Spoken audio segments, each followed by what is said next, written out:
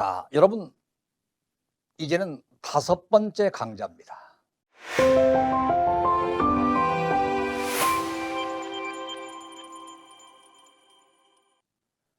여러분의 기억을 돕죠. 우리는 기획보고서를 받고 난 뒤에 1단계 요구사항을 파악한다. 2단계 자료를 속성별로 분류한다. 3번째 전문가 의견을 선택하고 집중한 뒤에 핵심 키워드를 도출하고 내가 가진 범주와 기준을 적용해서 문제점을 범주화하는 용어를 기획한다. 그리고 문제점을 도출했습니다. 근데 과연 내가 이 범주화한 문제점을 감당할 수 있을까? 즉 대안을 마련할 수 있을까? 라고 하는 고민도 해봐야죠. 이 정책적 대안은 주로 유사 사례에 있습니다. 왜? 벤치마킹 자료니까. 그리고 전문가 의견에도 있습니다. 왜? 전문가는 비판만 하지 않고 반드시 대안을 제시하기 때문에. 속성으로 문제점을 감당을 확인할 수 있는 방법은 유사 사례지요.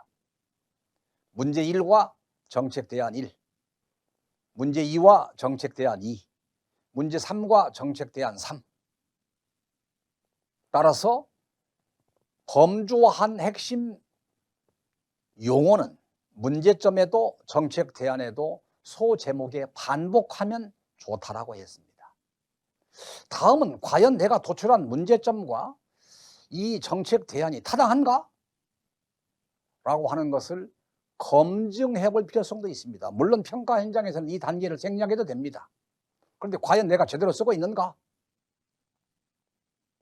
물론 옳고 그름이 아니기 때문에 타당한가 타당하지 않는가라고 하는 것을 검증하는 단계라는 것입니다. 지금까지 이용한 자료는 6개 중에 전문가 의견과 유사 사례만 이용을 했습니다. 그런데 남은 자료가 뭔가요? 실태보고서, 현장의 의견, 원리와 규정, 배경 자료를 바탕으로 내가 도출한 문제점과 대안이 과연 타당한가 타당하지 않는가를 검증해 볼 수 있다는 얘기입니다. 그러면 속성으로 확인하는 문제점 감당 확인 방법은 유사 사례를 활용하고, 구체적으로 확인할 때는 전문가 의견까지 활용을 해야 되지만 시간이 없을 때는 유사 사례만 가지고도 충분히 문제점 감당 확인이 가능하다. 그리고 문제점을 감당할 수 있을지 확인하는 사고작용은 밝히기라고 하는 사고 과정을 제안하고자 합니다. 왜냐하면 밝히면 이해가 되기 때문입니다. 밝히기는 구조, 환경, 순환, 복합이라는 용어와 함께 구조는 전체를 이루는 내적 체계고, 환경은 둘러싸고 있는 것이고, 순환은 고리입니다. 예를 들어서 어떤 원인이 결과를 초래하고 그 결과가 또 다른 원인이 되어서 또 다른 결과를 낳는 과제도 있습니다.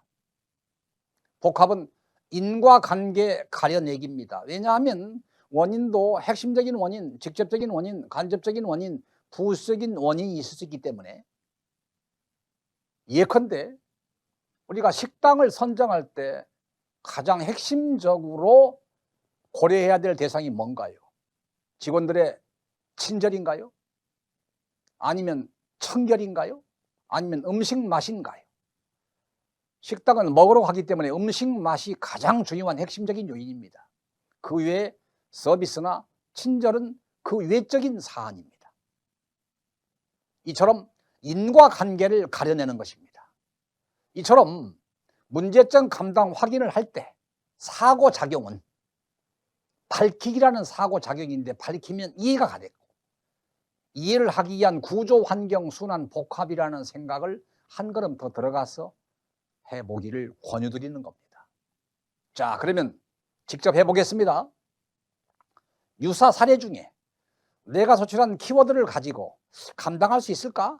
아니, 상품 경쟁력을 강화한다 라든가 특성화 운영이라는 단어를 보니까 차별화라는 단어와 특화 상품 개발이라고 하는 것을 가지고 문제점을 도출했을 때 내가 감당할 수 있겠구나.